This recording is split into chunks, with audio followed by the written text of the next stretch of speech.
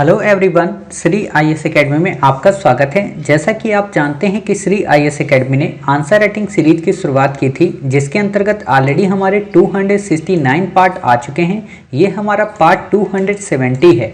अपने इस पार्ट में हम देखेंगे कि आपके द्वारा हमारे टेलीग्राम चैनल पर किस प्रकार का प्रश्न लिखकर भेजा गया, उसे आपने किस तरीके से लिखा और वास्तव में आपको उसमें किन किन बिंदुओं को ऐड करने की आवश्यकता है। तो चलिए शुरू करते हैं। जैसा कि आप देख रहे हैं, ये प्रश्न आपके द्वारा हमारे टेलीग्राम चैनल पर लिखकर भेजा गया है। तो सबसे पहले हम आपके इस प्रश्न को पढ़ेंगे, फिर आपके उत्तर को पढ़ेंगे और देखेंगे कि वास्तव में इसे आपने कैसे लिखा है और इसमें किन किन बिंदुओं को ऐड करने की आवश्यकता है। प्रश्न है, बौद्ध धर्म एवं जैन धर्म के मूल सिद्धांतों के बीच समानताओं तथा असमानताओं पर चर्चा कीजिए। साथ ही यह भी बताएं कि वर्तमान समय में इनके सिद्धांतों की क्या प्रासंगिकता है। काफ़ी अच्छा प्रश्न है।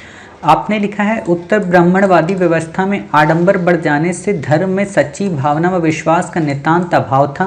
जनता सरल मार्ग की खोज में थी। ऐसी परिस्थितियों में जैन व बौद्ध धर्म के उदय हेतु पृष्ठभूमि प्रदान किया।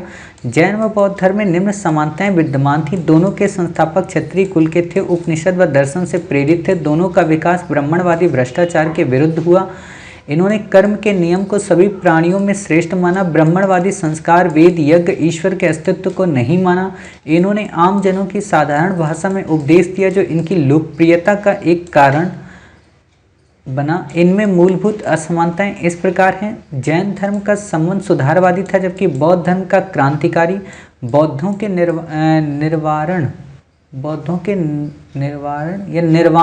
निर्वाण होना चाहिए, रा नहीं आएगा। बौद्धों के निर्वाण का तात्पर्य दुख एवं जीवन मरण के चक्र से मुक्ति, जबकि जैनों का तात्पर्य शरीर मुक्ति से था। ठीक है। वर्तमान समय में हम इनकी प्रासंगिकता इस प्रकार है। आज अराजकता, आतंकवाद, उग्रवाद जैसी बुराइयां भरी पड़ी हैं। ऐसे में अहिंसा, सत्य और सार्वभौमिक करुणा शांति व विकास के लिए प्रेरणात्मक है।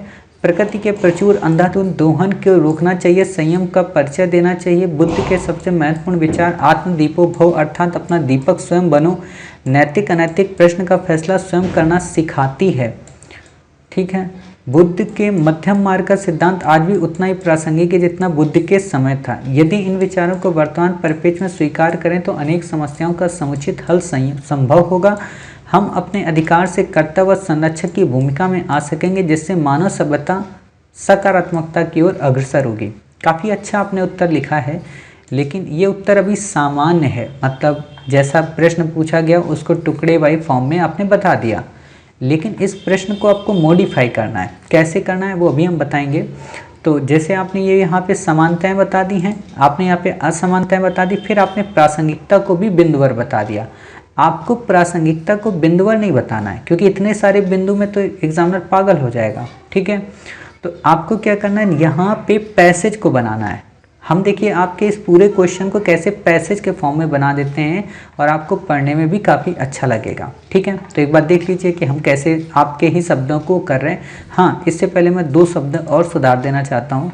एक तो ये ब्राह्मणवादी वर्ड यहाँ पर यूज मत करिए। आपको लग रहा होगा सर इसमें क्या दिक्कत हो गई, ये तो किताबों में लिखा है। किताबों में लिखी हुई बात अलग बात है, बट समझ सकती हैं वर्तमान में सरकार ब्राह्मणवादी अप्रोच को ही प्रेरणा दे रही है। ठीक है। तो ये वर्ड कहीं ना कहीं एक तरीके का कुठाराघात करेगा व्यक्ति पे, तो ऐसे वर्डों से बचें। ठीक है। आप वहाँ पे ये डाल सकते हैं कि उस समय की परंपरावादी रूढ़िता को तोड़ने के लिए। देखिए हम आपको बता रहे कैसे आप लिख सकती हैं इस प्रश्न का उत्तर आप ही की भाषा में। ठीक है। तो आप ऐसे बता सकती हैं, उत्तर वैदिक काल की स्थिति में काफ़ी ज़्यादा कर्मकांड और आडंबर की व्यवस्था बढ़ जाने से धर्म की वास्तविक भावना का अभाव देखने को मिलता है, जिस कारण जनता को सरलतम मार्ग देने के लिए बौद्ध व जैन आंदोलन की शुरुआत हुई, जिन्होंने एक नई पृष्ठभूमि तैयार की मानवता के विकास के लिए। इस धर्म की काफ़ी सारी विशेषताएं थीं। नंबर 1, ये दोनों के दोनों क्षत्रिय कुल से संबंधित थे। इन्होंने उपनिषद व दर्शन से प्रेरणा प्राप्त की थी। इनका विकास वास्तव में उन सभी कर्मकांडों के विखंडन के आधार पर हुआ था, ताकि उस समय की आर्थिक व्यवस्था को संचालित किया जा सके। इन्होंने संघ के नियम काफ़ी उदार रखे थे। साथ ही इन्होंने कर्म के नियम को सभी प्राणियों के लिए श्रेष्ठ बताया। इन्होंने संस्कार, वेद, यज्ञ, ईश्वर के अस्तित्व को नहीं माना। हालांकि कई जगह पर ईश्वर को पूरी तरह से इन्होंने खंडित किया, तो कई जगह पर ईश्वर के छिटपुट रवैयों को भी माना। इन्होंने आम जनों में अपने धर्म के प्रचार या आम जनों में अपने नैतिक विचारों को प्रचारित करने के लिए आम भाषा का उपयोग किया, जो कि इनकी लोकप्रियता का एक प्रमुख कारण था। हालांकि इन दोनों धर्मों में कुछ असमानताएं भी विद्यमान थी, जो कि निम्नवत हैं।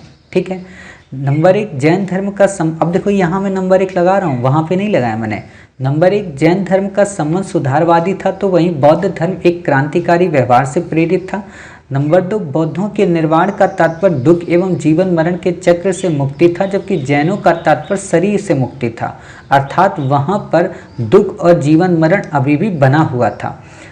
उपयुक्त समानताओं और असमानताओं से स्पष्ट होता है कि वर्तमान में भी इनके कई विचार प्रासंगिक हैं, जैसा कि इन्होंने संघ के नियम को लेकर या उस समय कर्मकांडी व्यवस्था को लेकर आज की इस कर्मकांडी और आडंबरहीन दुनिया में कुठाराघात करने का प्रयत्न करते हैं। इनके उस समय के अहिंसा परमो धर्मों का विचार आज भी विश्व में बढ़ते उग्रवाद, आतंकवाद और नस्लवाद की समस्या को सॉल्व करने में काफ़ी हद तक अपनी भूमिका निभा सकते हैं। जिस तरीके से आज हम इजराइल और पैलेस्टीन के मध्य युद्ध का संघर्ष देखते हैं, वहाँ पर भारत सरकार के द्वारा यूएन में दिए गए कथन कि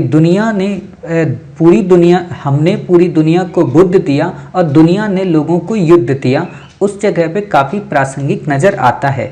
साथ ही इस समय जिस तरीके से पर्यावरण का अंधाधुंध दोहन हो रहा है, जिस तरीके से जीवों की हत्या हो रही है, वो कहीं ना कहीं हमारी पृथ्वी के लिए या पेरिस क्लाइमेट गोल के प्रति एक तरीके का प्रतिकूल वातावरण प्रदर्शित करता है। तो उस जगह पे पेरिस क्लाइमेट को संरक्षित करने के लिए बुद्ध के द्वारा बताए गए उस समय पर्यावरणीय नैतिकता काफ़ी महत्वपूर्ण हो सकती है।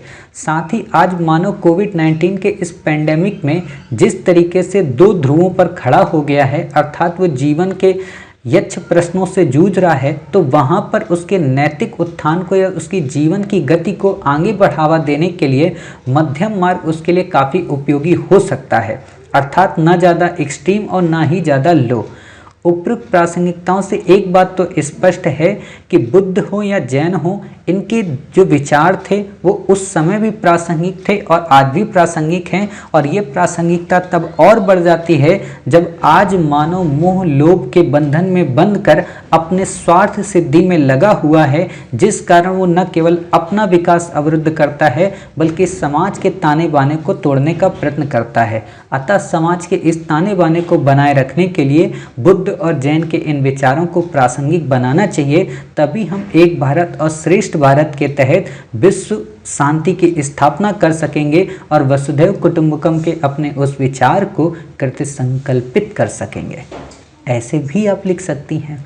तो इसमें क्या होता है ना कि जब हम लिखते हैं पॉइंट फॉर्म में तो हमारी बातें कट जाती हैं, जब हम इनको वैसे लिखते हैं तो हमारा उत्तर काफ़ी बेहतरीन हो जाता है। ठीक है, तो आप ऐसा करिए, इन चीज़ों को ऐसे यहाँ पे मेंशन करिए और जो ये एक्सट्रीम वर्ड हैं ब्राह्मणवादी, इनको आप हटा दीजिए। इनकी जगह पे आप उस समय के तत्कालीन आडंबर, इन चीज़ों को आप लिख दीजिए, या उस समय की परंपरागत रूढ़िवादिता, ये वर्ड आप उपयोग कर लीजिए। ठीक है, इस तरीके से आप समझ गए कि वास्तव में आपको इस प्रश्न का उत्तर कैसे लिखना है, किस तरीके से अपने बिंदुओं को सहज कर रखना है। ठीक है, देखो लिखना यही होता है। अब आप लोगों के पास ना एक स्थिति ये आ गई है कि अब आप ये समझ गए कि हाँ ये पॉइंट हमें डालने होते हैं। ठीक है, आपको ये पता है कि इतने पॉइंट हमें डालने हैं, और ये बहुत बड़ी बात है क्योंकि अभी तक होता क्या था ना कि आप लोगों को ये नहीं पता चल पाता था कि वास्तव में कौन कौन से पॉइंट आएंगे या कौन कौन से पॉइंट नहीं आएंगे।